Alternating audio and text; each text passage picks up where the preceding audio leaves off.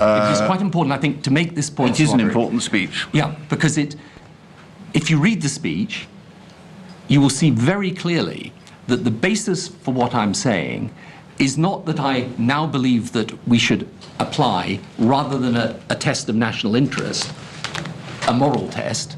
I mean, I think there are moral issues to do with dictators and so on. What I was saying was that from now on, in the new world that's developing, we should realize that it's in our national interest to understand that the problem in a different part of the world can come back and hit us in ours.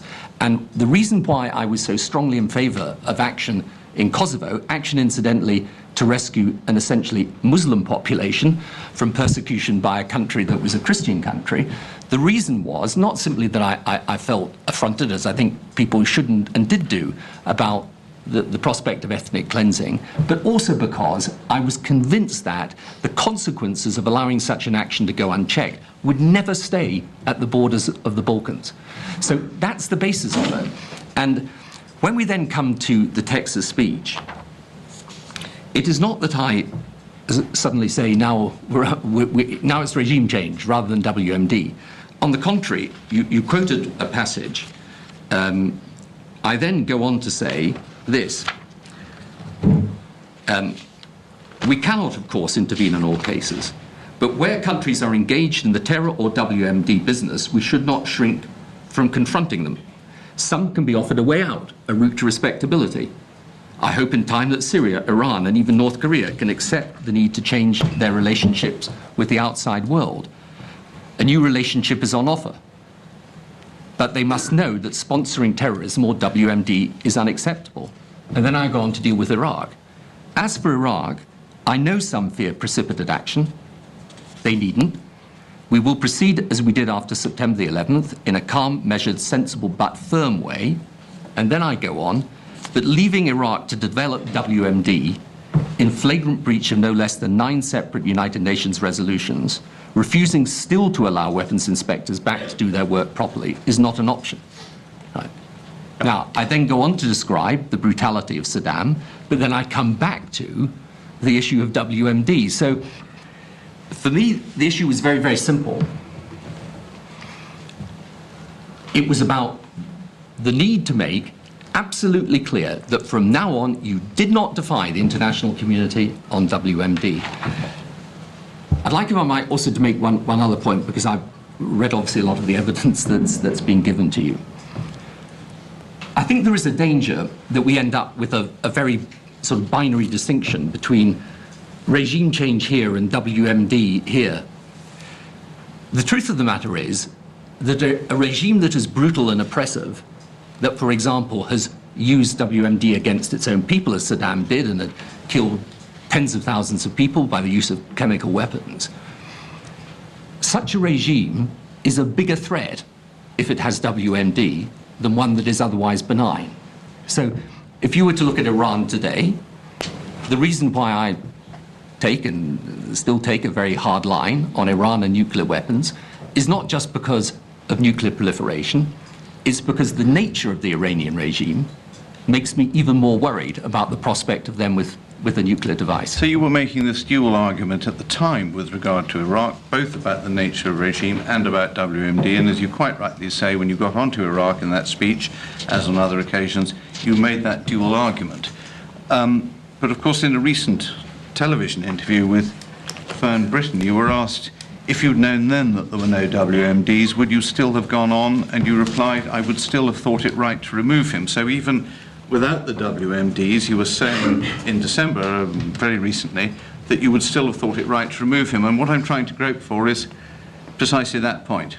Right, well, let me deal with the Fern Britton interview. And, Sir Rodri, even with all my experience in dealing with interviews, it still indicates that I've got something to learn about it.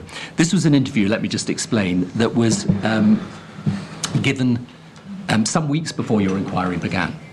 No, we'd been going for some weeks by the time we started. No, the actual interview was given. Oh, I see. Some time it was before. recorded. It was recorded before July of last year. Well, no, not before July last year, but before you began your public hearings. In November. Yeah, the point, exactly. And the point that I'm making is very simply this. I did not use the words regime change in that interview, and I did not in any sense mean to change the basis. Obviously, all I was saying was that you couldn't describe the nature of the threat in the same way if you knew then what you know now, because some of the intelligence about WMD is shown to be wrong.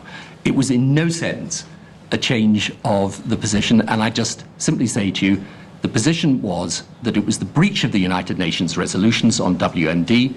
That was the cause. It was then, and it remains. So in April, this is my final point before I hand over,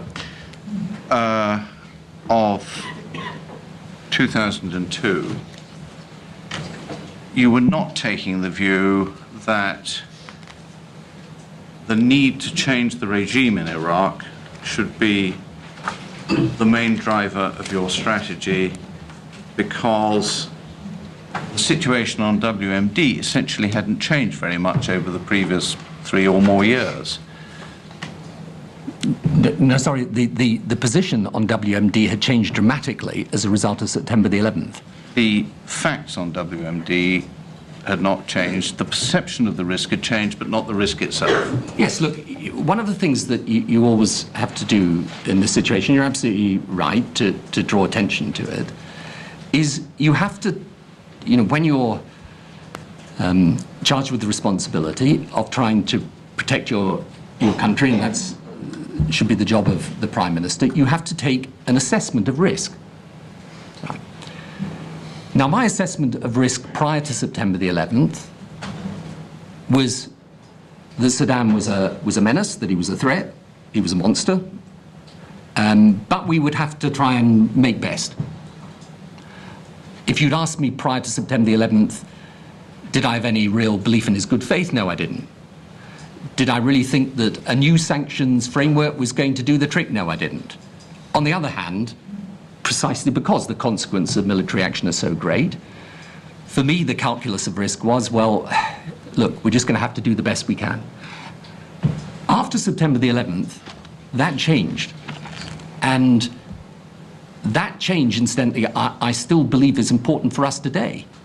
Look, it's the reason today, as I say, I do take such a strong line on Iran or any other nation that tries to develop WMD. We cannot afford, in my view, and look, other people may have different views, but in my view, we cannot afford the possibility that nations, particularly nations that are brutal, rogue states, states that take an attitude that is wholly contrary to our way of life, you cannot afford such states to be allowed to develop or proliferate WMD.